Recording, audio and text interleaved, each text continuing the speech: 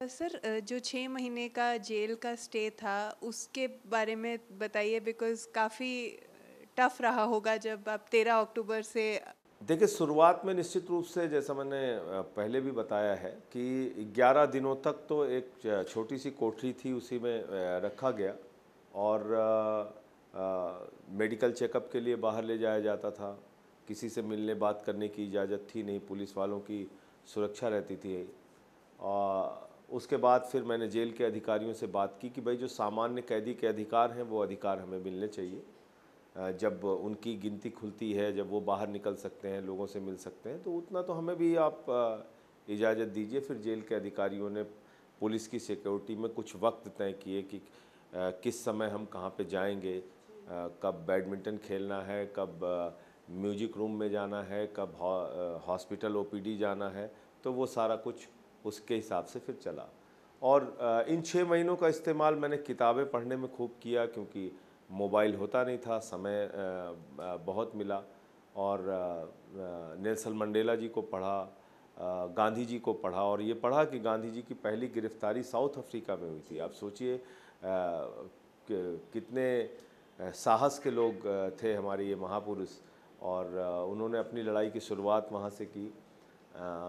और भगत सिंह जी को पढ़ा, डॉक्टर लोहिया को पढ़ा, जाति प्रथा पे उनकी एक बड़ी अच्छी किताब थी।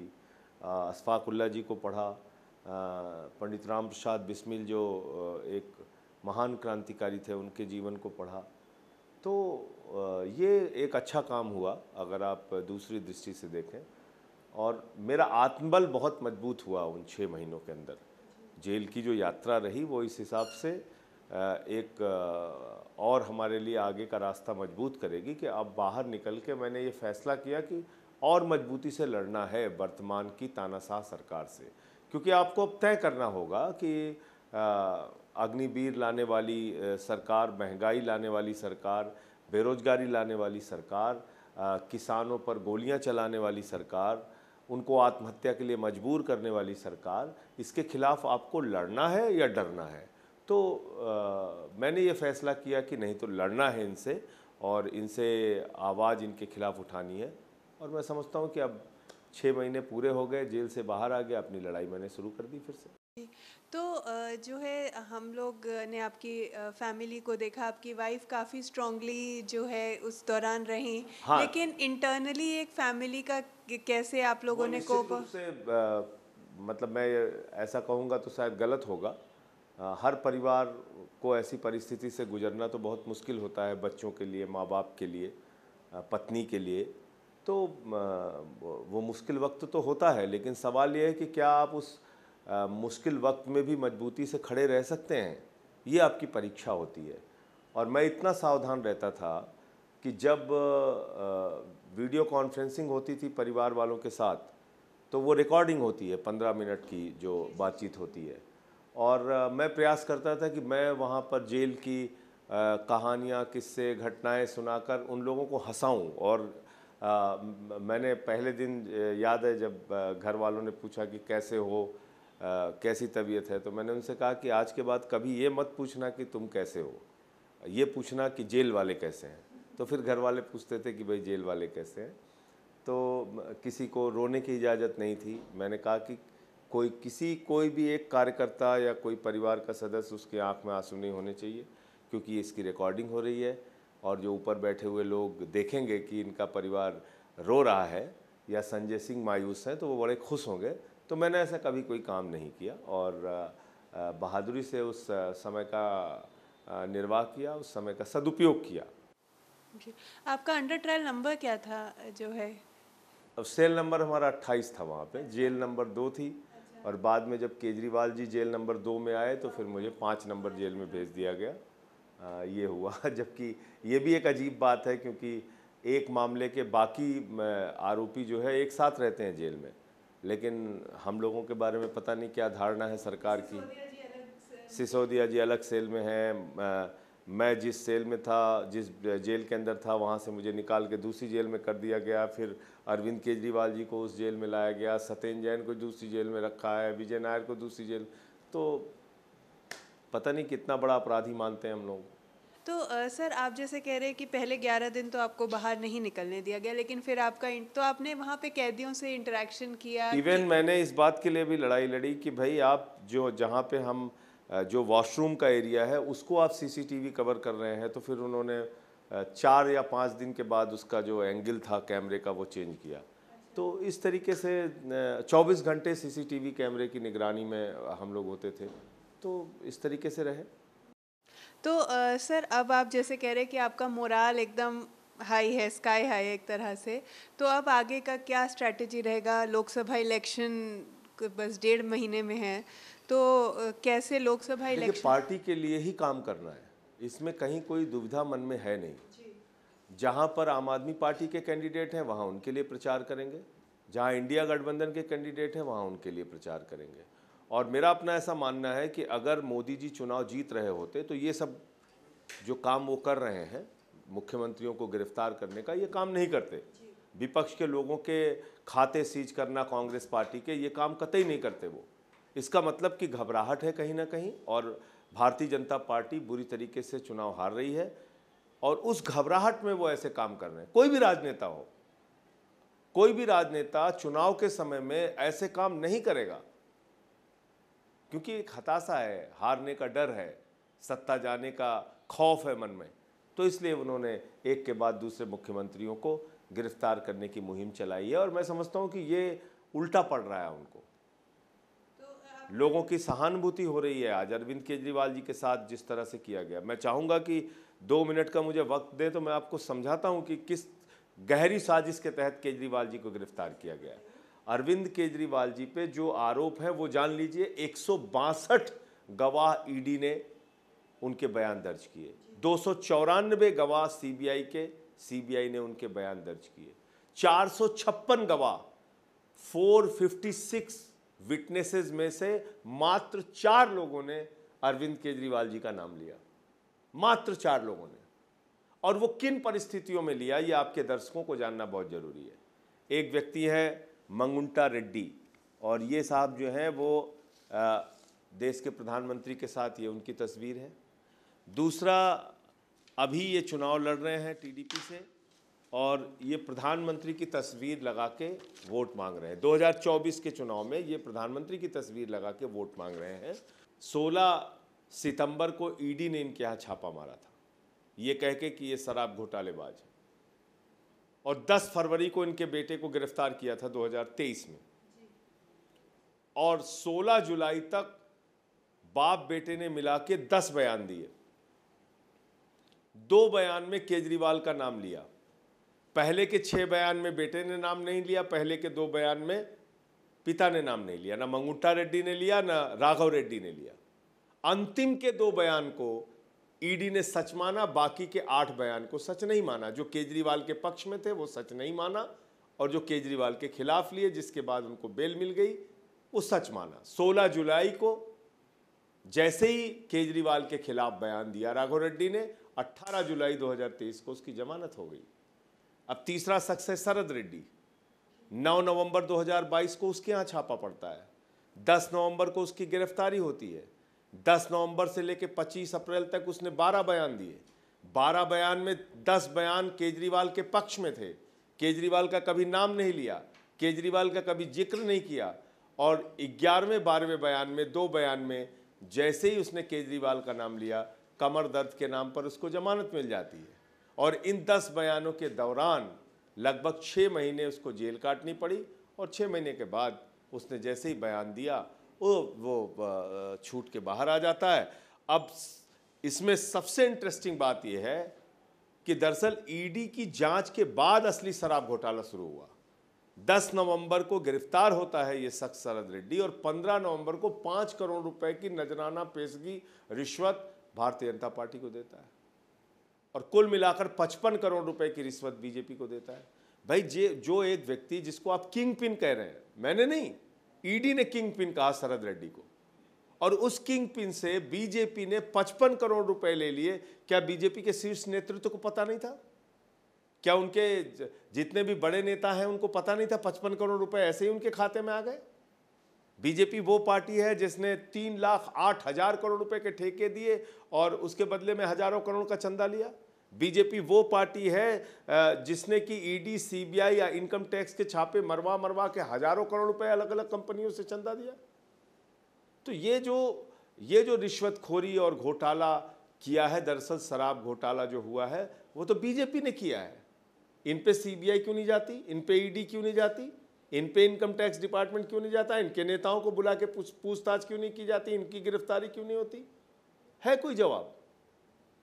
और हमारे नेता अरविंद केजरीवाल जी जो पूरी तरह से निर्दोष हैं, उनको उठा के आपने जेल में डाल दिया। क्या गुनाह है केजरीवाल जी का? सबसे बेहतरीन सरकार चला रहे हैं दिल्ली में। हमारा बजट दोगुना हुआ जब से केजरीवाल जी मुख्यमंत्री हैं। बिजली पे, पानी पे, शिक्षा पे, स्वास्थ्य पे, बुजुर्गों की तीर्थ यात्रा पे, माताओं बहनों की बस की यात्रा पे, 1,000 रुपये की आर्थिक सहायता देने के मामले में, फरिश्ते स्कीम लाने के मामले में हर तरह से अनुकरणीय काम किया। यही बीजेपी वालों की आंख की किरकिरी है और ये गहरी साजिश रच के केजरीवाल को जेल में डाल दिया। और ये बयान जो छिपाए थे, मैं तो धन्यवाद दूंगा कोर्ट का कि उन्होंने कहा कि भाई कोई भी कागज मत छिपाइए, आप सारे कागजात इनके वकीलों को दिखाइए। जब हमारे वकीलों ने दिखाए तो उनके होश उड़ गए कि पहले के बयान जो छिपाया इन्होंने उसमें तो कभी केजरीवाल का नाम ही नहीं लिया इन लोगों ने, और बाद में केजरीवाल का नाम लेते ही उनको जमानत मिल जाती है। यही हुआ खेल। तो इसलिए मैं ये कह रहा हूं कि आप राजनीति कीजिए, लेकिन इस प्रकार से गंदी राजनीति देश भर के सारे भ्रष्टाचारियों को अपनी पार्टी में शामिल कर रहे हैं प्रधानमंत्री जी और भारतीय जनता पार्टी, और विपक्ष को खत्म करने पे लगे हुए हैं। ये ठीक नहीं है।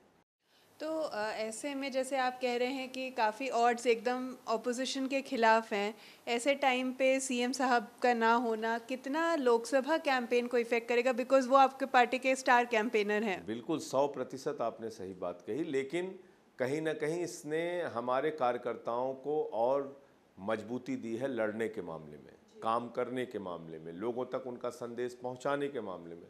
तो हम लोग और 5 गुना ज़्यादा मेहनत करेंगे और लोगों तक जाएंगे। आज अरविंद केजरीवाल जी नहीं है तो उनकी वजह से जो कमी है उसको भरने का प्रयास करेंगे, और मैं समझता हूँ जनता भरेगी उस कमी को। हमने तो कहा है जेल का जवाब वोट से दो।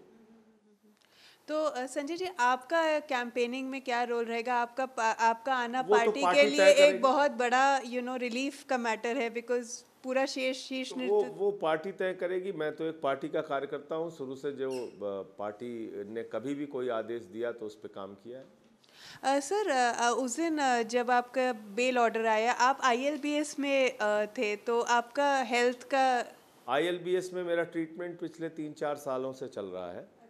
और जब जेल में था तो पुलिस सिक्योरिटी में अपनी जांच के लिए जाता था और वापस आ जाता था। उस दिन आईएलबीएस जब मैं गया तो उसके पहले की एक रिपोर्ट आई जिसमें जो डॉक्टर साहब थे उन्होंने कहा कि आपकी लीवर की बायोप्सी करनी पड़ेगी। तो उसके कारण से मुझे 24 घंटे एडमिट किया गया और लीवर की बायोप्सी की गई, और उसकी रिपोर्ट अब 2-4 दिन में संभवतः आ जाएगी। तो उसलिए गया था आईएलबीएस। सर, आपकी मतलब हेल्थ को लेके भी जो है चीज़ें बोली जा रही हैं कि आपका बीपी कंट्रोल में आ गया जब आप थे, लेकिन आपका वेट गेन हुआ है, ये सब बातें भी फ्लोट की जा रही हैं। अच्छी बात है, होना चाहिए। तो इसका मतलब ये बीजेपी के लोग ये मान रहे हैं, और मैं तो समझता हूँ पूरे देश में ये संदेश जाना चाहिए कि हम लोगों को जेल में डाल के तुम सोचोगे कि हमारा मनोबल कहीं से कमज़ोर हो जाएगा, हमको कहीं से तुम नुकसान पहुंचाओगे, तो वो नहीं होगा। हम और मजबूती से काम करेंगे, कोई दिक्कत नहीं है। सर, इस टाइम पे सुनीता जी जो है काफ़ी एक उभर के आई हैं उन्होंने, तो जो है उनका अब आगे क्या रोल रहेगा पार्टी को लेके? बिकॉज अभी सौरभ जी ने हमसे एक इंटरव्यू में कहा कि वो एक बहुत की फैक्टर है पार्टी को एकजुट रखने में, कनेक्टेड रखने में। निश्चित रूप से उनकी एक महत्वपूर्ण भूमिका है, और इस समय अगर कोई संवाद और बातचीत में है अरविंद केजरीवाल जी के, तो भाभी जी हैं।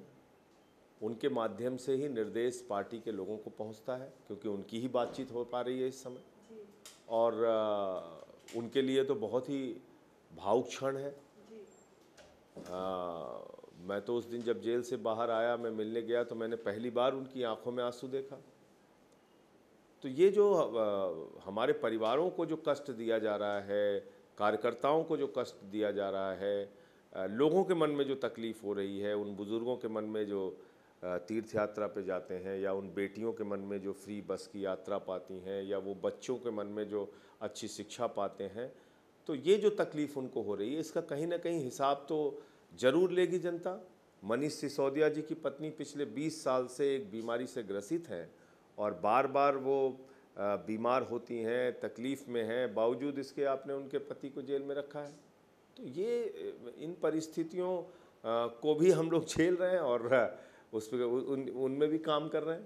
तो इसमें पार्टी की एनर्जी भी काफ़ी इन सब में जा रही है, कोर्ट के केसेस लड़ने में, और फैमिलीज़ को ऑफ कोर्स एक मॉरल और इमोशनल सपोर्ट इस टाइम पे प्रोवाइड करना है। तो ऐसे में जो है लोकसभा इलेक्शन के चलते कैसे आप लोग इतनी चीज़ें मैनेज करेंगे? एंड ऑफ कोर्स एक आप जो कह रहे हैं कि टारगेटिंग हो ही रही है लीडर्स की। बिल्कुल हो रही है टारगेटिंग, और मैं कह रहा हूँ ये अच्छी चीज़ नहीं, ये गलत परंपरा आप शुरू कर रहे हैं। अगर आप ये तानाशाही की परंपरा शुरू कर रहे हैं तो ये गलत परंपरा शुरू कर रहे हैं, ये अच्छा नहीं रहेगा भारत के लोकतंत्र के लिए। तो लेकिन मैं आपसे फिर यही कहूँगा कि जब मुश्किल वक्त है तो और मजबूती से काम करना पड़ेगा भाई, या तो डर के घर पे बैठ जाओ या और 4 गुना मेहनत करो। बस सर एक लास्ट सवाल, इस टाइम पे अभिषेक मनु सिंघवी जो एक कांग्रेस लीडर हैं, वो आप लोग का केस रिप्रेजेंट कर रहे हैं कोर्ट में। मैं हृदय से बहुत आभारी हूँ, बहुत आभारी हूँ अभिषेक मनु सिंघवी जी का। और जिस तरह से उन्होंने इस पूरे मामले में अपनी भूमिका निभाई है, देश के एक अद्भुत अधिवक्ता हैं, इसमें कोई इनकार कर ही नहीं सकता। उनके ज्ञान के बारे में, उनके कानूनी ज्ञान के बारे में तो कोई प्रश्न उठा ही नहीं सकता। लेकिन इसके साथ साथ उन्होंने व्यक्तिगत स्तर पे इन मुकदमों को अपनी लड़ाई समझ के जिस तरह से उन्होंने लड़ा है, वो मैं उसके लिए उनको नमन करता हूँ। और मुझे भी न्याय मिला माननीय सर्वोच्च न्यायालय से, 3 जजों की बेंच से न्याय मिला। मैं आभारी हूँ माननीय सर्वोच्च न्यायालय का। सर सर केजरीवाल जी, सिसोदिया जी, जैन जी, तीनों जेल में जो पार्टी की टॉप लीडरशिप है, आपको अभी रिलीफ मिला सुप्रीम कोर्ट से, तो पार्टी के फ्यूचर को लेके काफ़ी सवाल उठ रहे हैं कि ऐसे में पार्टी का फ्यूचर क्या रहेगा, क्योंकि सिसोदिया जी को ऑलमोस्ट 1.5 साल हो गया जेल में। देखिए ऐसा है, मुझे लगता है अब वक्त आ रहा है कि जल्दी ही एक पीएमएलए कानून की भी जटिलता है, जिसमें कि जमानत जल्दी मिलना मुश्किल होती है, क्योंकि 2018 में ऐसे संशोधन इस कानून के अंदर किए गए। दूसरी बात यह है कि हमारे ये तीनों नेता जल्दी ही बाहर आएंगे, ऐसी उम्मीद है। चाहे अरविंद केजरीवाल जी हों, मनीष सिसोदिया जी हों, या सत्येंद्र जैन जी हों, ये लोग बाहर आएंगे और मैं फिर दोहरा रहा हूँ, और मजबूती से काम करेंगे। और ये गलत किया है बीजेपी ने और मोदी जी ने, इसका एहसास उनको देर सवेर ज़रूर होगा। मैं तो कहता हूँ ईश्वर के घर में देर है, अंधेर नहीं है। और जो काम वो लोग कर रहे हैं उसको जनता देख रही है। एक ईमानदार मुख्यमंत्री अरविंद केजरीवाल को जेल में डालते हैं और भ्रष्टाचारियों को गले लगाते हैं प्रधानमंत्री जी। इस चीज़ को देश की जनता देख रही है। अच्छा सर, आपको भी कभी बीजेपी से ऑफर आया? जैसे अभी अतिशी जी ने थोड़े दिन पहले बोला था कि उन्हें ऑफर आया बीजेपी ज्वाइन करने का, तो आपको भी कभी ऐसा कोई ऑफर आया है?